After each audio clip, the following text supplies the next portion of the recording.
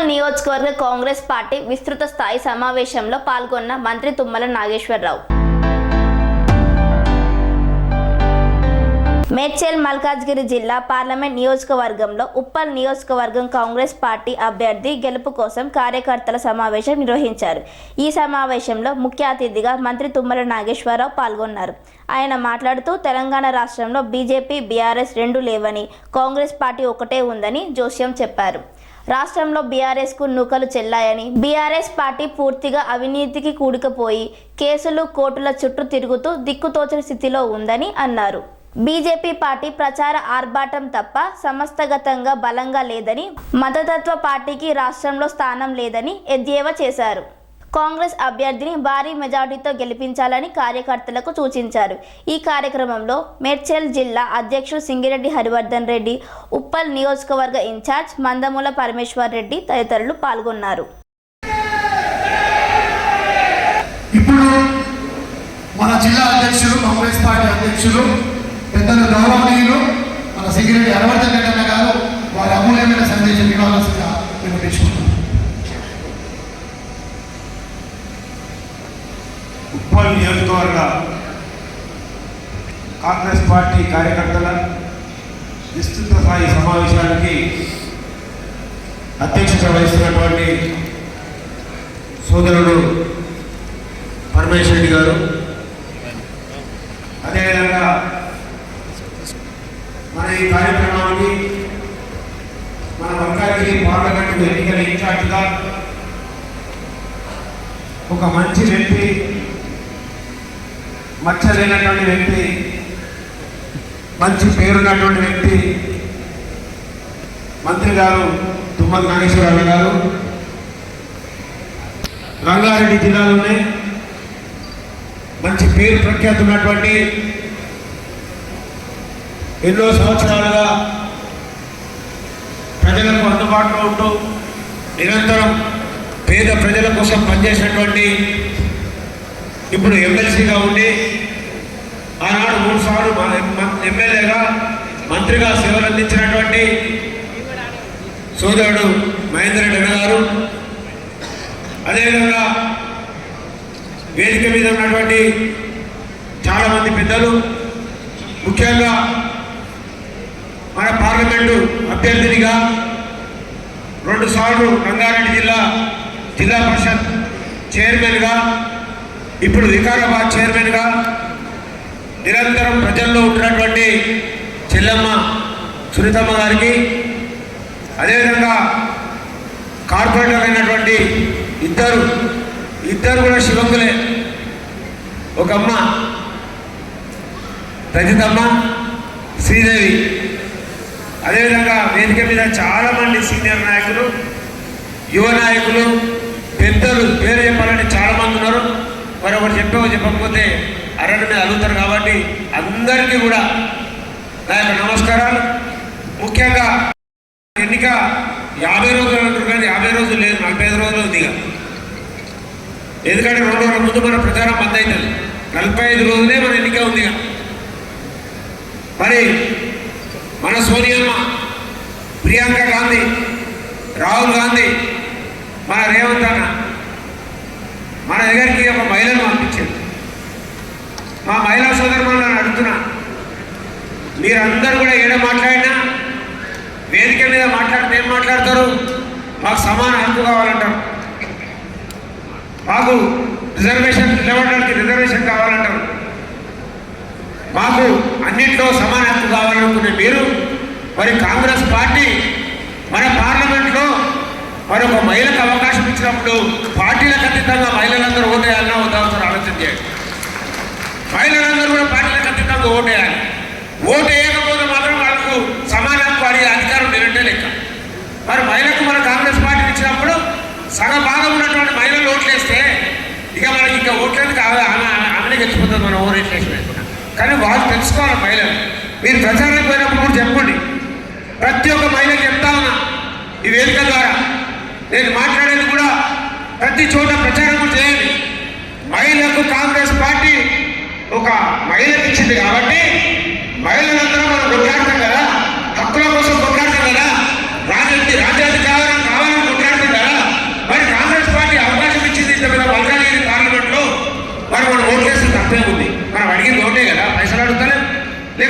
అడుగుతలేం కదా. ఒక ఓటు ఇస్తే మీకు ప్రతినిధిగా, మహిళలకు ప్రతినిధిగా మన పార్లమెంట్ నుంచి మీకు గొంతు వినిపించడానికి ఒక మహిళ మన పార్లమెంటు అభ్యర్థిగా ఎంపీగా ఉంటుంది. మరి మనం అందరం ఓట్లు అడగాలి కదా. అడుగుతారా మహిళలందరూ? చేతులు లేకపోతే అడుగుకోవాలన్నారు. అడుగుతారా కదా మహిళలు? సగం కూడా మహిళలందరూ కూడా ఓట్లు వేయాలి. అదేవిధంగా ఇక ఒక ఆయన చెప్తున్నాడ, నేను లోకల్లోని, మహేందర్ రెడ్డి గారు లోకల్ కాదని. ఎవడన్నా దిమాకులో చెప్తాడు కదా అని.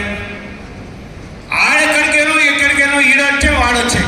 ఈయన రంగారెడ్డి జిల్లా వాసి, రంగారెడ్డి జిల్లాలో పుట్టినటువంటి వ్యక్తి, మరి రంగారెడ్డి జిల్లాని ఏలినటువంటి వ్యక్తి, మరి తెలుగుదేశం పార్టీలో రంగారెడ్డి జిల్లా నిరంతరంగా అధ్యక్షుడిగా ఉన్నాడు.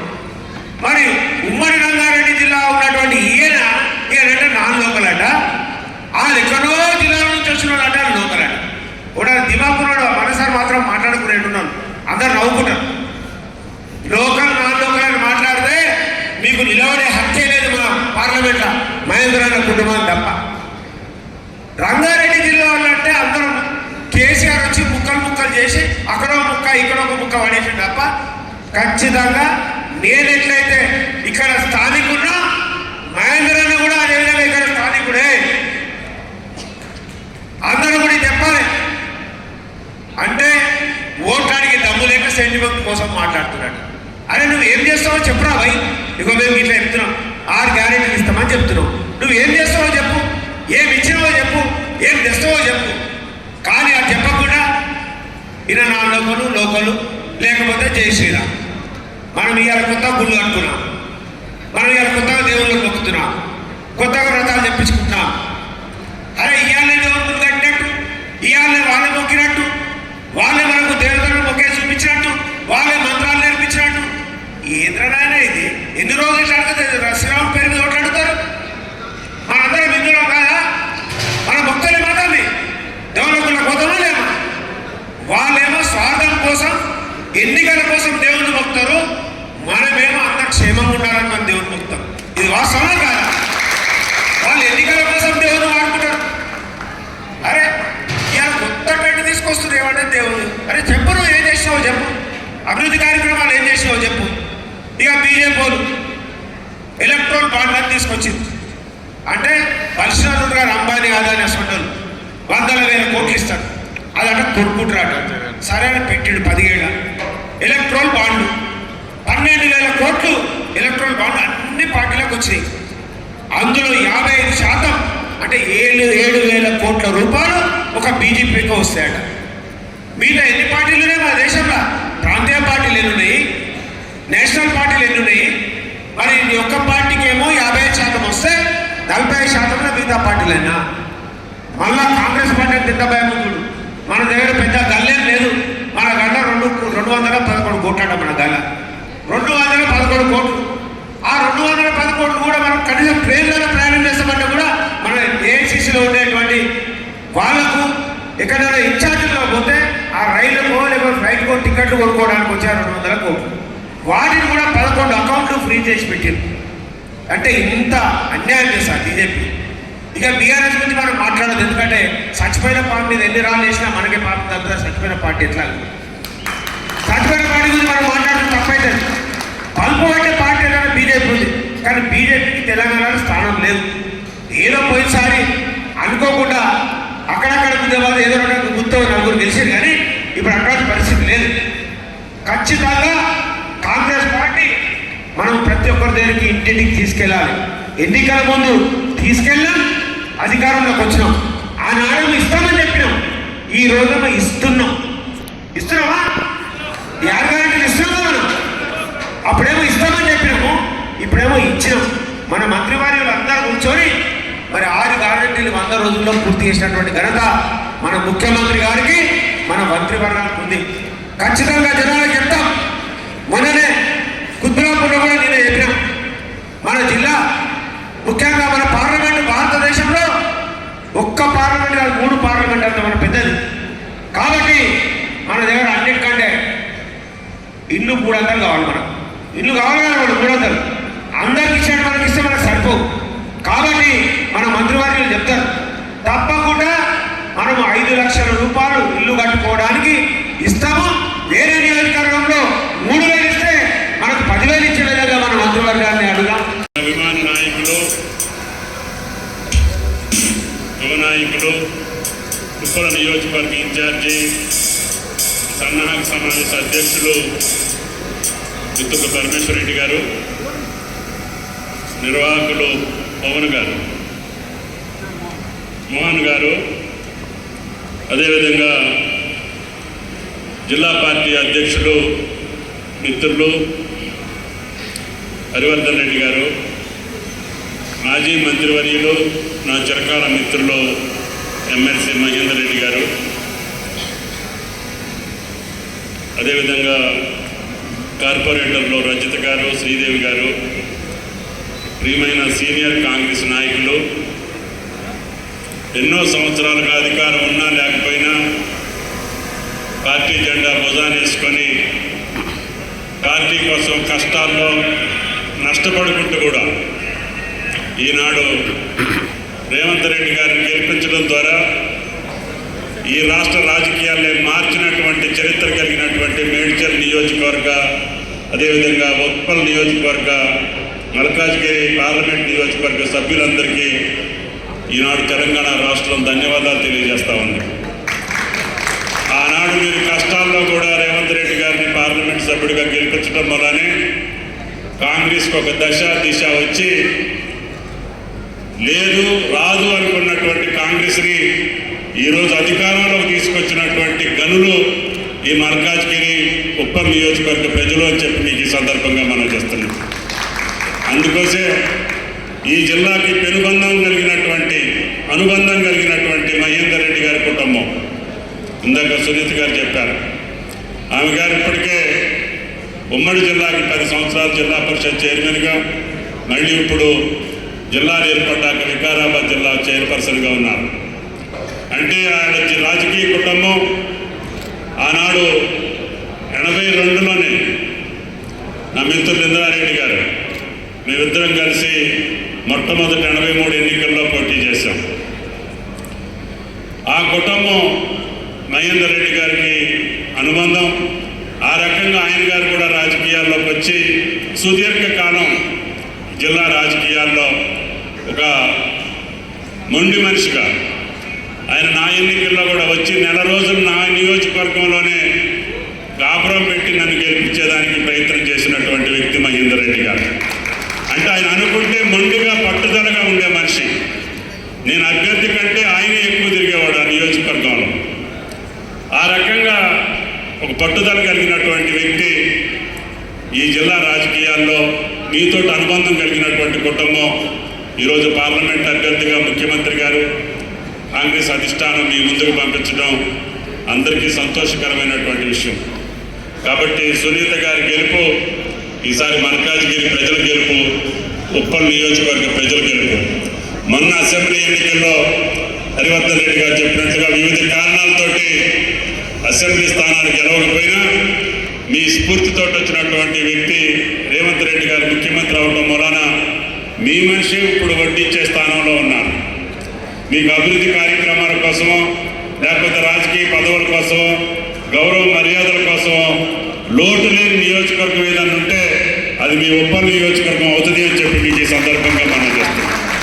దానికి తోడు ఇప్పుడు ఎంపీ గారిని మీరు నిలబెట్టుకొని గెలిపించుకోగలిగితే మీ గౌరవం యథాస్థితిలో, ముఖ్యమంత్రి గారు కూడా కొంచెం బాధ ఉంటుంది, నన్ను గెలిపించినటువంటి నా నియోజకవర్గంలో అసెంబ్లీ గెలిపించుకోలేకపోయామని.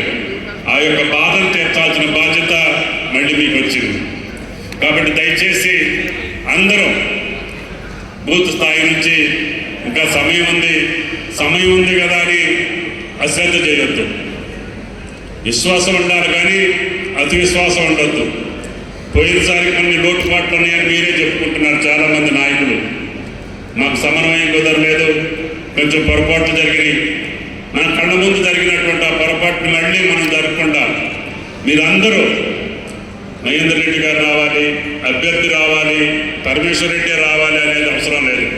ఎవడు బూత్ ఆడది, ఎవడు డివిజన్ ఆడది, ఎవడు నియోజకవర్గం ఆడది, పట్టుబట్టి కసితోటి మనం పార్లమెంట్ గెలిస్తే మీ యొక్క గౌరవం నిలబడుతుంది, ముఖ్యంగా ప్రభుత్వ గౌరవం నిలబడుతుంది.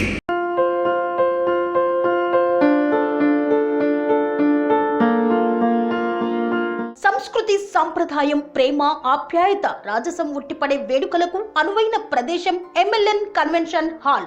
కని విని ఎరుగని రీతిలో జరిగే మీ ఇంటి కళ్యాణ వైభోగానికి అందమైన కళ్యాణ వేదిక ఎంఎల్ఎన్ కన్వెన్షన్ హాల్.